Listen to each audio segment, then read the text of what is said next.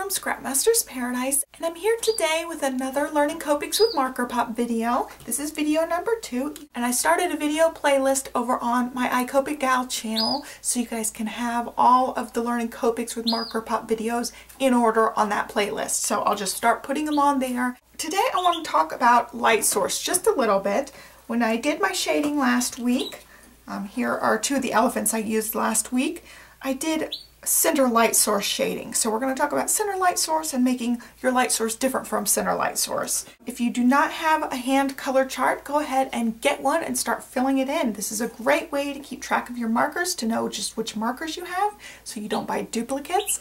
And it's also a great way to figure out what colors you want to use when you're blending, because they are kept in their little blending families. It's helpful not only when you're blending, but it's also helpful when you're trying to match cardstock or pattern papers. So what you do is you just download this PDF file, print it out on whatever Copic paper you use, and mine's on Copic Express It paper. That's what I tend to use most.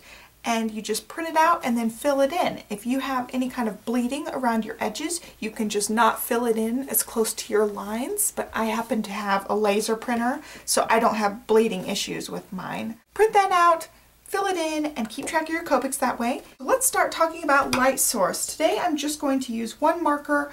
I'm going to use another one that's great for a 2-color blending family, the RV29 and RV25. They do a really good blend. The basic rule of light source is whatever the light is hitting is going to be the lightest part of your image, and then whatever part that the light is furthest away from, or whatever is being blocked by some other object in the picture, that's going to be where your shading is going to be.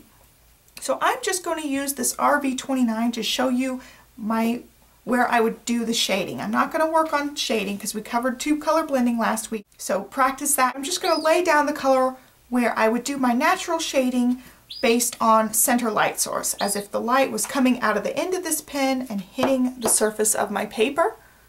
And so what you have to do is you kind of have to use your mind's eye and your imagination a little bit here, and you have to envision the elephant being kind of 3D.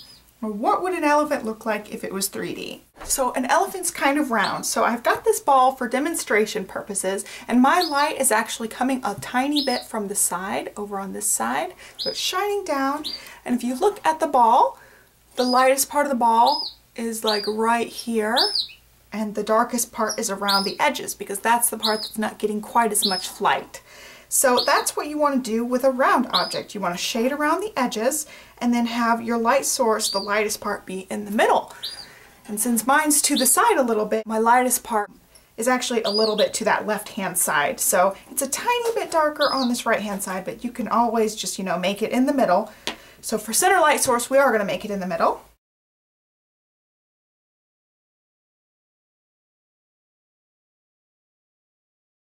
We're going to have shading around the edges here. I'm just adding this. I'm not doing any blending really. So that would be part. Here would be part.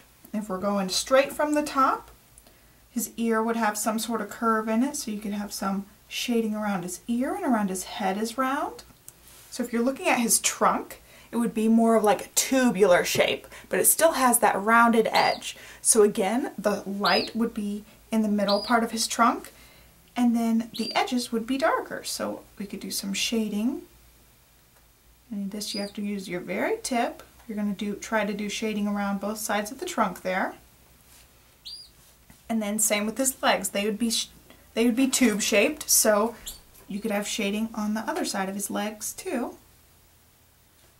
And then of course his belly's round, so we're going to have shading around his belly.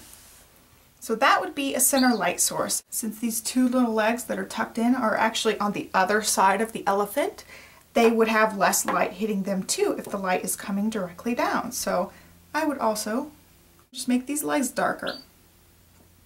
So that's my basic shading that I would do for a center light source. To take it up a notch, you could always shade underneath his ear, since his ear is in front of his side of his stomach here. So you would have a little tiny bit of shading under his ear as well. So that would be a little bit more advanced. So let's use the same concept and take it a step further and have our light source a different place. So that was coming directly down from the paper. That's a really safe way to do your Copic coloring, is just to have a center light source and have it like that.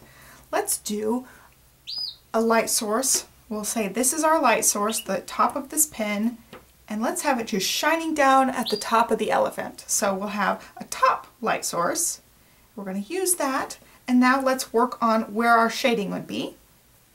So we would have our shading more on the part of his body that's furthest away from the light. So that would be his belly, of course. So you could have more shading on his belly, even then down here. So like a lot more shading down there. Then around his legs are still round, but we'd have more shading at the bottom of his legs, because they're just not getting the light like the other would. And for his ear, this part would be curling. It might have some shading on it. The bottom of his trunk is rounded away from the light, so it would have more shading on it. Same with maybe this little bit of it, since it's curling. And also, again, I would still shade these back legs, just because they're in the back. And also, you could shade underneath his ear, because it is blocking the light from that part of his body. So you could even have like shading like that, where it's blocking the light completely from that little section of his body. So there is a top light source. You could also shade like the part of his tail here, since that's being blocked too. And since he's still round, if you're going to have a top light source like this, you could go super lightly and still do a tiny bit of shading around anything that was round. Or you can leave it the lightest possible part right up at the top, since that really would be where the light would be hitting. So there's one way. So let's try doing a light source that's angled. So like let's have the light come down this way and hit him in the face for this one.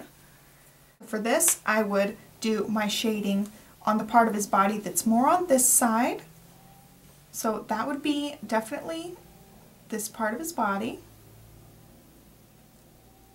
I would have more heavy shading going on there. Notice how down here I had a lighter area of shading. I'm doing more shading here. His tail would totally be blocked by his big rump.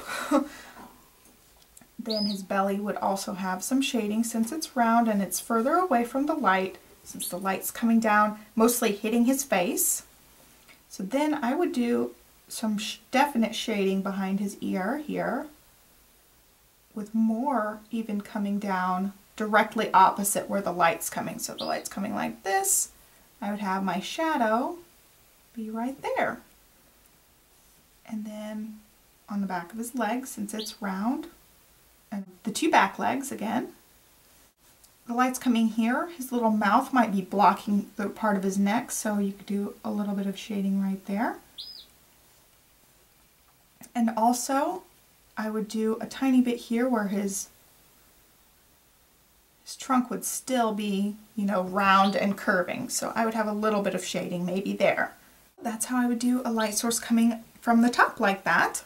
You could even do the light source coming from his rump. I probably would not color an image like this where the light is focusing on his bottom, but you definitely could. You could also have the light coming up from the bottom, and it would just be, you know, the top part would be the part that's darker. As you can see, you can really play around with this. When I was first starting light source, I really had to use my imagination and think about where the light was coming from, and think about, okay, his ear is in front of his body, so there could be some shading behind the ear.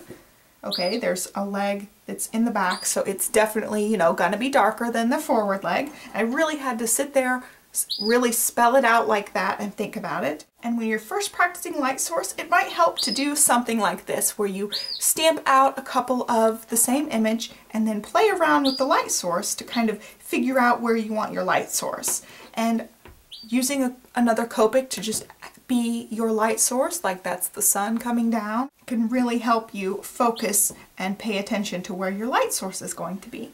And you can always grab a dog toy or a cat toy or something and shine some light on it and see where the light falls. So just really be thinking about your light source.